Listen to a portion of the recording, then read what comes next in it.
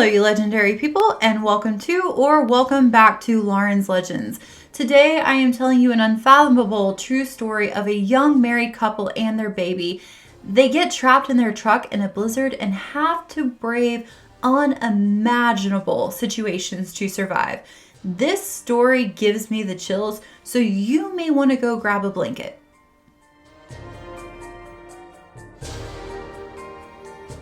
On December 29th, 1992, 21-year-old parents James and Jessica Stolpa were living in California. The couple had just packed up their truck and were about to hit the road for their first big road trip after having their 5-month-old baby Clayton. The couple had wrestled back and forth about this trip to go all the way to Idaho, but the reason behind it pushed them. They were going to go and attend the funeral of a family member. Their family had told them many times that they knew they wanted to be there and support them, but that they did not have to go, especially with all of the winter weather and bad storms between them and what the couple would have to drive through on a 14+ hour drive. James and Jennifer looked at the weather and they both decided they were determined to go and set off on their journey. Mile after mile went by until they were going through northwest Nevada, and upon approaching Interstate 80 and US Highway 50, they found out that both roads were closed due to a severe snowstorm. These were the only two major highways through the Sierras. The couple was still determined as ever to make this happen, and they decided to stop at a convenience store and grab a map. Remember, this was back before MapQuest and cell phones. When they get back in the truck, they open the map and they look over it. They saw a road that would go here and then there and kind of get around it. So they decided to follow State Route 299 east from Redding through the Nevada mountains. They could see that this would take them to a country road known as 8A. When looking at the map, it looked to be a perfectly fine alternative, and the couple had high hopes that this detour would get them around this huge weather system. What they didn't know is that this was an unpaved gravel road, and it was at high elevations, and it was closed during the winter for many good reasons. Things can change very quickly on these roads and at these elevations. I actually had my own scary situation last year in May, driving back on a steep back road, and it suddenly started snowing hard on me, but I made it through. Anyways, back to the story. The couple were going down State Route 299 and it was beginning to get dark, and the snow had started to really come down on them, and it was piling up on the sides of the roads.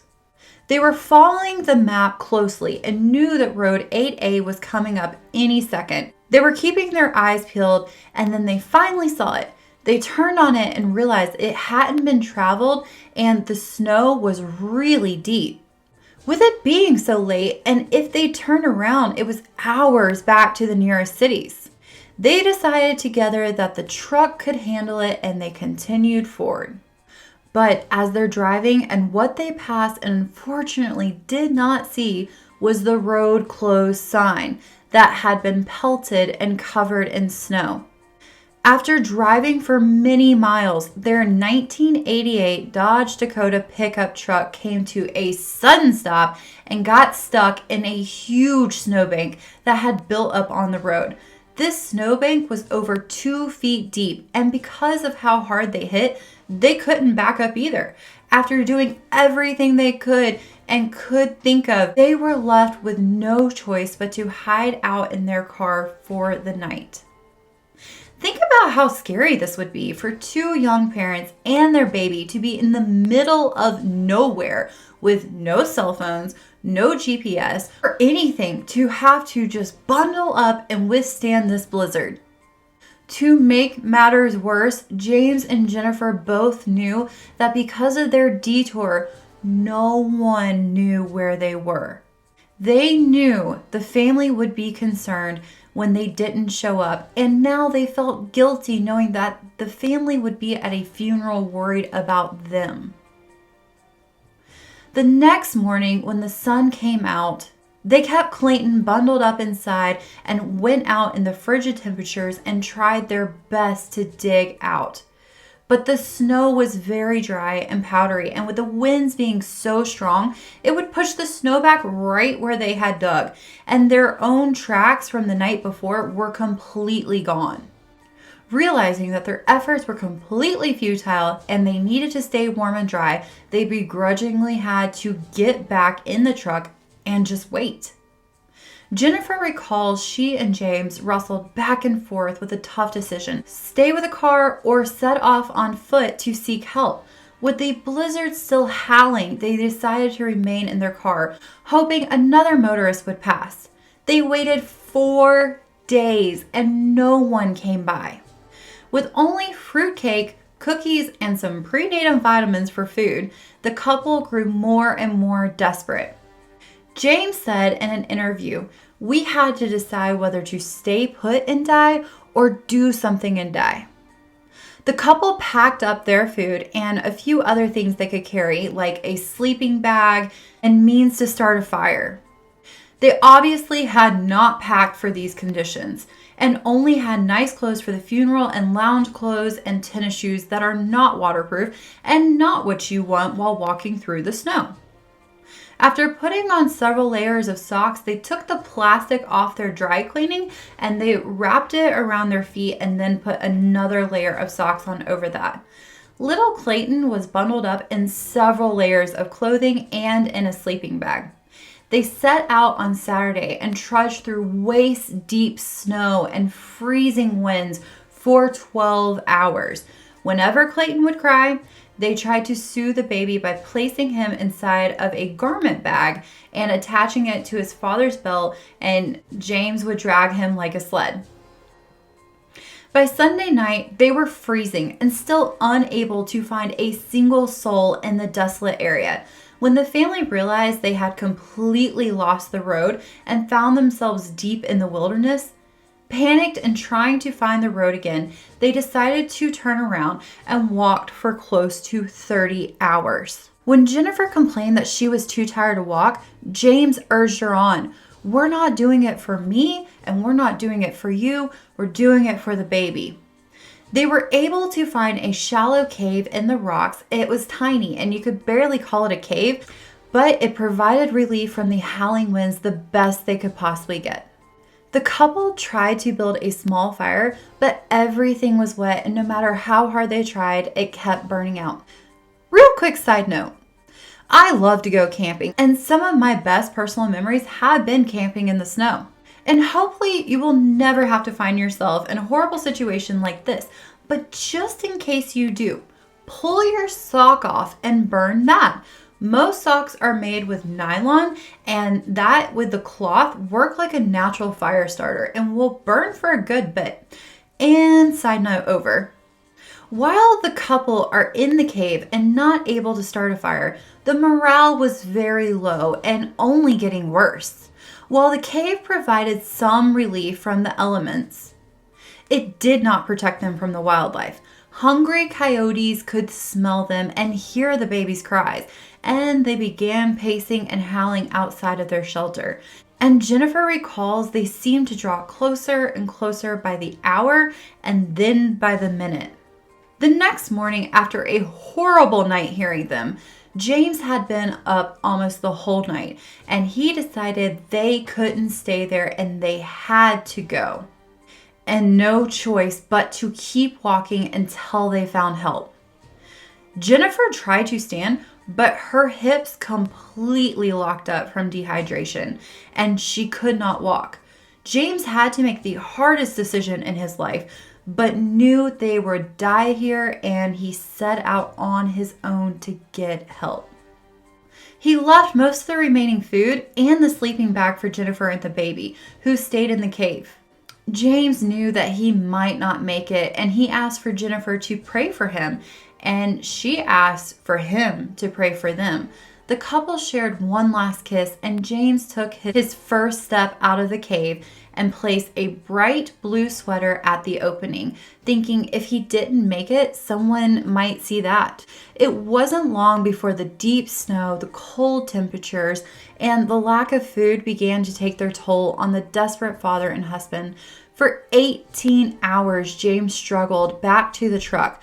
During this time, there was a moment when he heard what he thought was Jennifer right beside him saying something. This terrified him, and in this moment, he wondered if she died. Now he had a kick of adrenaline thinking about Clayton alone. After James had left, Jennifer was having horrible pains in her feet, and she took off one of her shoes to find her feet extremely swollen and black. The only thing she could do was just put back on her shoe. She decided to just focus on sweet Clayton through this horrible situation. The baby was just being precious. Jennifer would later say he would look up at her as if he just understood. And without his little coos, she may have welcomed the coyotes into the cave. Outside, James was still pushing. He kept telling himself, I have to make it. I have to make it so they can make it. He unbelievably reached the relative safety of the truck right after nightfall. He got in and immediately tried to turn it on, but sitting in these extreme temperatures had completely drained the battery, and it was dead. A weird mixture of happiness for reaching the truck and desperation that he's still in the same position he was earlier swept over him, and he just drifted off. The next morning, James woke up and he abandoned the truck and headed west on Road 8A. He pushed for nearly 30 hours. This beast of a man, totally dehydrated, covered more than 40 miles. Finally, around 11 a.m. on Wednesday, January 6th, James was spotted barely stumbling along by David Peterson, a Washoe County Road Department supervisor. When he pulled up, James yanked open the door of David's truck and immediately blurted out the situation. James was covered in snow. His hands and his feet were frozen, but he had made it. James had hiked between 50 and 60 miles through the snow-bound terrain. Temperatures had ranged throughout the day from 42 degrees to the night at -4. He had survived an unbelievable ordeal. David was ready to help him and quickly drove James to his house where his wife, Ruth, tried to thaw out James' feet. James was in horrible shape when he finally found help. He was suffering from numerous things, including frostbite, hypothermia, exhaustion, and he was somewhat incoherent, but still managed to describe the landmarks and the route back to his family in great detail and tell them there was a bright blue-colored sweater on the entrance. Finding David and Ruth was not just a miracle because now he had help, but they knew this terrain better than the backs of their own hands and had lived there their whole lives. Jennifer was still in the cave and she was struggling. And she tried to keep from losing hope, and she recalled thinking, I was worried. I was praying to God that James would make it. At this time, David was driving his own front loader, basically a bulldozer, and was followed by a rescue team on snowcats. The team set out on a 5-hour hunt to locate Jennifer and Clayton. Let that sink in. James had walked so far, it still took these machines 5 hours to get to the location. The team were aided by James' footprints and were occasionally visible in the snow, and then they saw the bright blue sweater. The rescuers had finally located Jennifer and Clayton. I cannot even begin to imagine the emotions that had to have gone through Jennifer. They were found. James had made it, and they were going to be safe. The family were all immediately taken to the hospital where they received pain medications, sedatives, oxygen, IV fluids. Clayton was miraculously unscathed and healthy without a single problem. He was just a little dehydrated. The doctors believe Clayton handled the ordeal so well, largely because Jennifer kept him warm by cuddling him and she was able to breastfeed. Unfortunately, James and Jennifer were both not as lucky. The doctors found they had each suffered a very severe damage to the front 1/3 of both of their feet. 2 weeks later, James and Jennifer had surgery for their frostbite, which required amputation to all of their toes and a portion of their feet. In conclusion, the Stolpa family could not have picked a more terrible time to get lost in that part of the state. Those snowstorms dumped 260 inches of snow during December 1992 and January 1993. But although Mother Nature had attacked with her full arsenal of low temperatures, howling winds, and blizzard, she was unable to conquer the determined survival spirit of these young parents. The three of them had survived after being trapped, lost, and freezing for 8 days. They then had to stay at the hospital for weeks to recover and were finally able to return home to California after 34 days from the day they had embarked on this journey that left them snowbound and near death. This is truly an amazing story about what people can endure and how precious life is. What do you think? Do you think you could survive? How incredible do you find these people? And how incredible do you find James for going 50 to 60 miles after days of walking already? This story blows me away. And if you would like to hear it from them, they have done many different interviews. There's actually YouTube videos that have Jennifer and James talking about the situation. I think they were even on the I Survive show. On top of that, Clayton is still super healthy and they still take, they go on hikes and stuff as a family, and they teach him a lot of snow survival techniques and fire techniques as well. So that is it for us today. I hope you have a fantastic day. Please do not forget to like, comment, and subscribe, and I will see you next time.